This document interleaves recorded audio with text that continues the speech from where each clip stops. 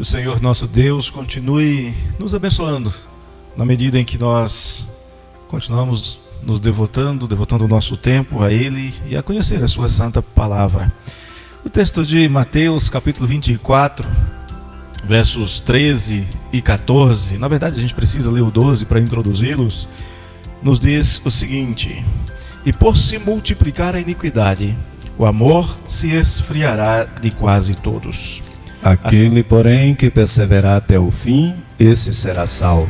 E será pregado este evangelho do reino por todo o mundo, para testemunho a todas as nações. Então virá o fim. Que o Senhor nos dê graça no entendimento da sua santa palavra. Esse capítulo 24, o sermão profético, começa com uma grande admiração dos judeus, dos discípulos de Jesus, olhando para o templo, falando sobre as grandes construções. Algumas daquelas pedras chegavam a pesar algumas toneladas. E aqui vai haver um ponto de ruptura na história. Nós entendemos que o reino de Deus, ele irrompe na história com o nascimento de Cristo. Marcos vai dizer que o reino de Deus é chegado com o início do ministério de Cristo.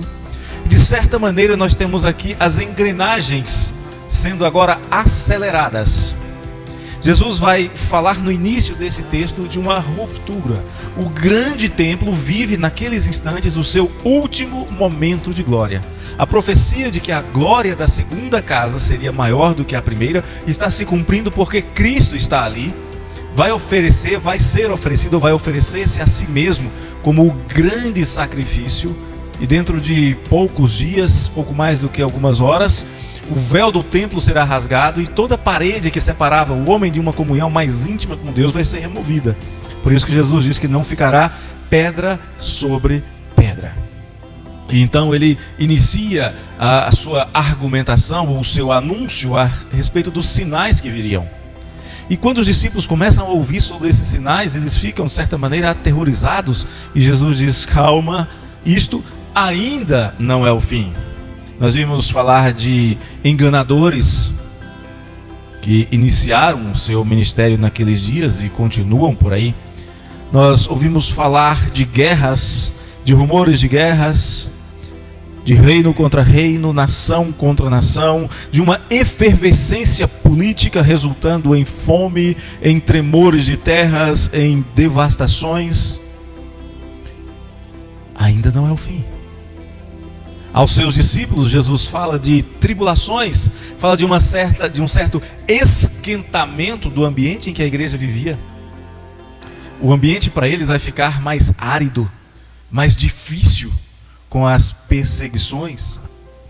O que vai inflamar o coração dos homens contra a igreja é o ódio. E, lamentavelmente, muitos...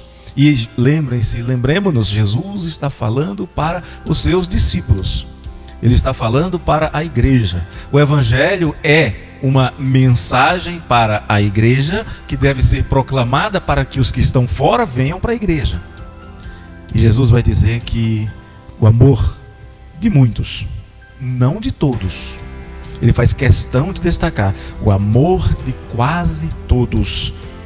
Verso de número 12, o amor de quase todos vai esfriar. No verso 9, aliás no verso 10, ele vai dizer: muitos se escandalizarão, mas não todos. Muitos trairão, mas não todos. Muitos encherão o seu coração do mesmo sentimento que há no mundo, ódio, mas não todos. No seio da igreja se levantarão, como no mundo também, falsos mestres, falsos profetas, e enganarão a muitos, mas não todos. Aqui nós já temos um chamado, um desafio para a igreja perseverar na fé, na fidelidade, na comunhão, no amor. Algumas vezes as pessoas dizem: mas se Jesus disse que nos últimos dias o amor se esfriaria, então não há nada que a gente possa fazer. Porque Jesus não disse que todos se esfriariam. Ele não disse que todos passariam a agir como trapaceiros, enganadores, odientos e odiosos. Ele não disse que seria para com todos. E quem são aqueles que não entrariam nesse sistema? Lembra que o Senhor, através de Paulo, diz para nós não nos conformarmos com este mundo, para nós não tomarmos a forma deste mundo, não tomarmos o padrão deste mundo, mas termos a nossa mente constantemente renovada. Paulo está dizendo que os verdadeiros cristãos, que aqueles que creem verdadeiramente no Senhor Jesus, não aceitariam esse sistema que haveria de imperar. Há pouco nós lembramos aqui, que mesmo na história da igreja, houve momentos em que a igreja agiu pior do que o mundo. Século IV, divisões e brigas intestinas ferindo a igreja, heresias surgindo, e os cristãos que antes eram perseguidos pelo império, passam a perseguir aqueles que não pensavam como eles. Mais tarde vieram as cruzadas, que tentavam obrigar pessoas a se converterem à fé, inclusive cruzadas contra cristãos que não concordavam com a igreja romana da época. E depois a Inquisição, a tão famigerada Inquisição. Mas não nos enganemos, apesar de nós não vermos o mesmo uso das mesmas ferramentas, fogueiras continuam sendo acesas. Fogueiras para alimentar a vaidade de alguns, enquanto outros são destruídos, são queimados, são tornados em cinzas, moralmente. Mas a igreja do Senhor não precisa ser assim. E quem é a igreja do Senhor? A igreja do Senhor, queridos, não é uma estatística com 150 membros, ou uma estatística com 750 mil membros, ou com 5 milhões de membros, ou maior nação cristã do mundo, como dizem ser o nosso país. A igreja do Senhor sou eu e sou você. É você. Somos nós. A igreja do Senhor permanece fiel. Esses poucos, esses que não estão entre os muitos, devem ser eu e você. É no meu coração, é no seu coração que o amor não pode esfriar. Sou eu e você quem tem que ter uma vida em que os escândalos não são constantes, que não praticam a traição e que não odeiam o seu irmão. Aliás, o Senhor Jesus diz que se alguém odiar o seu irmão, no seu coração já o matou, já é um assassino, e os assassinos não entrarão, não herdarão o reino dos céus. Mas se no começo desta sessão o Senhor Jesus está falando para os judeus que a sua religião vive os seus últimos grandes momentos, já está nos seus estertores, se o que ele fala do verso 4 em diante é um período da história da igreja que começa naqueles dias e que nos alcança, a partir do verso 13, ele está falando daqueles que viverão os últimos dias. Ele está falando de mim, para mim, de você, para você. Olha o que ele diz no verso 13, vamos ler juntos? Aquele, porém, que perseverar até o fim, esse será salvo. Vamos ler de novo. Aquele, porém, que perseverar até o fim, esse será salvo. Eu queria fazer um destaque aqui que na nossa língua portuguesa passa meio despercebido. Quando o Senhor diz aquele porém, o que está querendo dizer é, mas muito pelo contrário, de uma maneira totalmente diferente, radicalmente diferente. Esse porém aí tem um sentido de uma adversativa muito mais forte do que o habitual. Se o amor de muitos vai esfriar, se a iniquidade vai campear e se multiplicar, se haverá ódio, inveja, intriga, traição, escândalos, enganos e falsos profetas, ele diz assim: porém, em alguns será totalmente diferente. Vai ser diferente. E vai ser de tal maneira diferente que a sua atitude vai fazer diferença. Vai ser notada, vai ser percebida. Olha o que ele diz. Aquele, porém, ele não dá nome. Ele não diz que é Pedro, ele não diz que é João, que é Tiago. Não tem nome aqui. É uma pessoa que está sem nome, mas lembre-se que aqueles que perseverarem, o livro de Apocalipse diz que receberão um novo nome. Eles terão nome, eles serão conhecidos do Senhor. Aquele, porém, que perseverar, aquele que permanecer fiel, aquele que aceitar de bom grado a dádiva, como diz Paulo, a bênção de ser perseguido por amor de Cristo, de carregar no seu corpo as marcas de Cristo, E Paulo fala de tortura, de perseguição, de chicoteios, de tentativas de assassinatos, de pedradas que ele tomou, prisão, naufrágio, fome, sede, nudez. Paulo fala de tudo isso e diz assim: aqueles que mesmo assim perseverarem, estes serão salvos. Veja que coisa interessante, nos nossos dias vivemos um período de cristianismo relativamente fácil. Isso não quer dizer que seja um cristianismo falso, mas é relativamente fácil. É fácil ser cristão nos nossos dias. Basta você ser politicamente correto. Basta você resolver ir na igreja uma vez por semana, eventualmente dar uma oferta, quiçá ser dizimista, quem sabe até com um pouco mais de disposição e boa vontade ocupar um cargo na igreja, participar de uma campanha de vez em quando de arrecadação de alimentos e etc. Todo mundo vai bater palmas. Mas e ser verdadeiramente cristão? E não se conformar com o pensamento deste século, e ousar dizer que pecado é pecado, e ousar dizer que desobediência ao Senhor é abominação, chamando pelo nome aquilo que merece ser chamado. Já foi citado aqui algumas coisas que são abominação aos olhos do Senhor, como o homossexualismo. É pecado. É preciso anunciar que para o pecado só existe um remédio, não é ser tratado como doença, é ser tratado como pecado que precisa ser confessado e abandonado.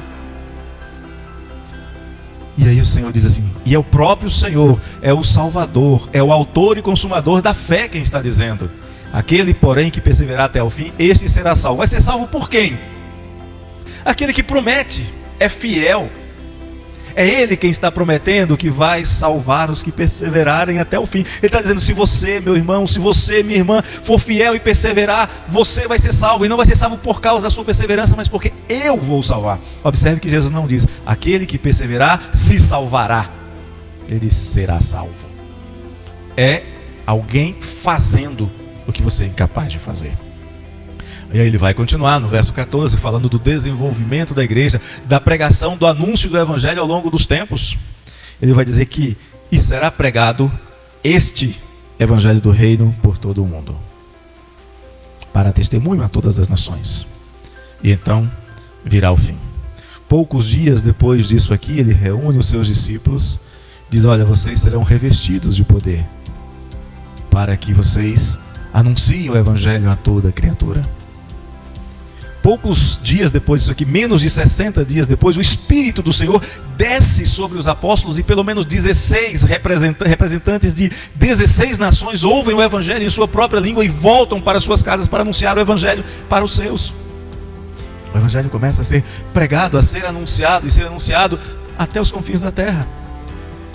Eu sempre costumo afirmar que quando o Senhor Jesus reuniu seus discípulos, disse: e este evangelho será pregado por todo o mundo, e que os discípulos deveriam ir por todo o mundo até os confins da terra. Eu digo, eles estavam pensando no Planalto Central do Brasil. Para eles isso aqui eram os confins da terra. Eles estavam pensando no interior do Pará, do Grão-Pará, como o hino chamava, como era antigamente o nome quando o hino foi composto. Eles estavam pensando no Ceará, no Rio Grande do Sul.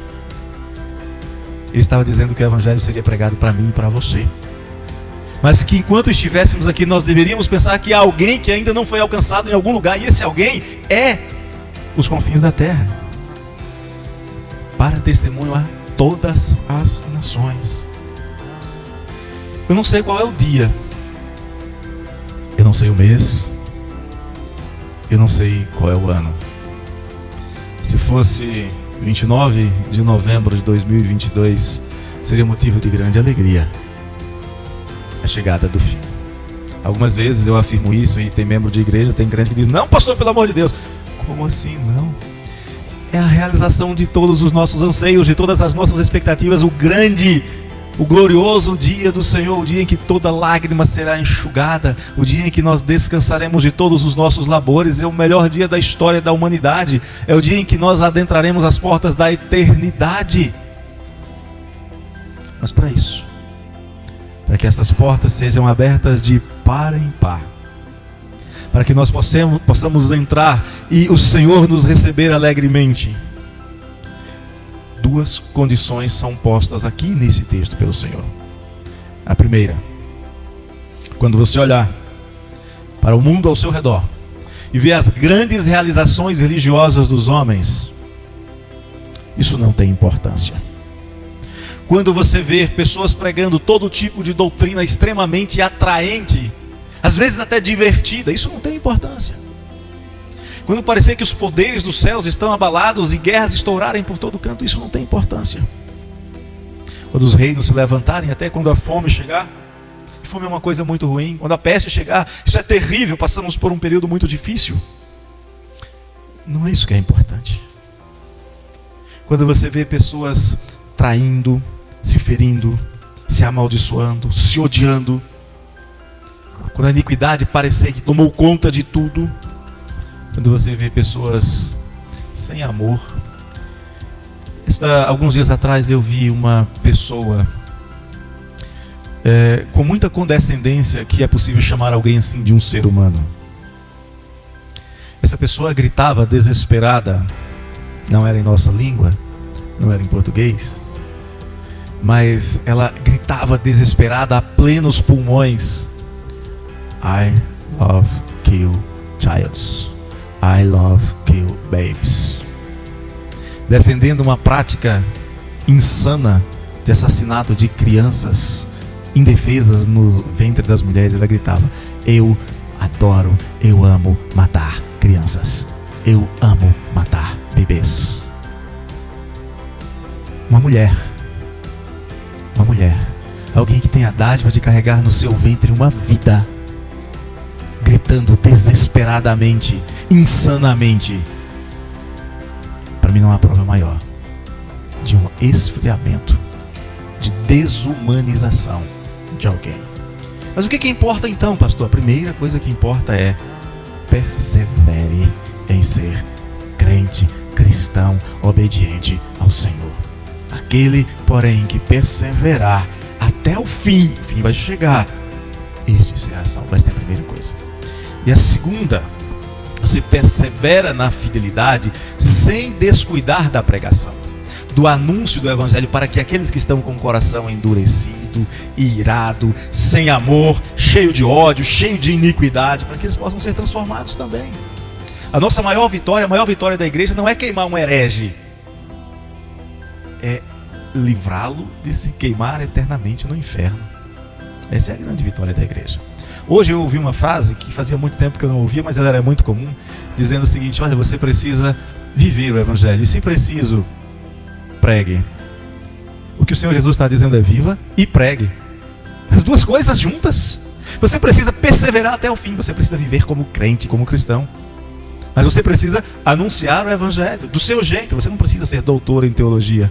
Queridos, é tão fácil a gente falar daquilo que a gente ama.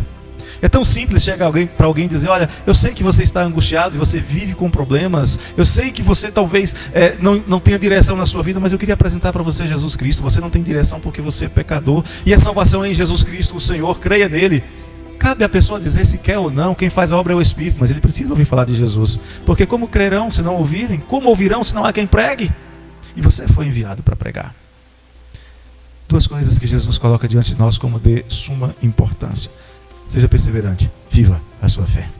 Segunda coisa, tão importante quanto: anuncie a palavra que salvou você e que salva aquele que está com o coração endurecido, que está com o coração amargurado, que está com o coração cheio de ódio e iniquidade. Só assim, e só no dia em que esta obra de anúncio se confirmar, se completar, aí Jesus diz: e então, neste momento, inescapavelmente. Quem gosta muito dessa expressão "e então" é Marcos, mas Mateus também usa. Diz: olha, aconteceu isso, fim, como o acender de uma luz.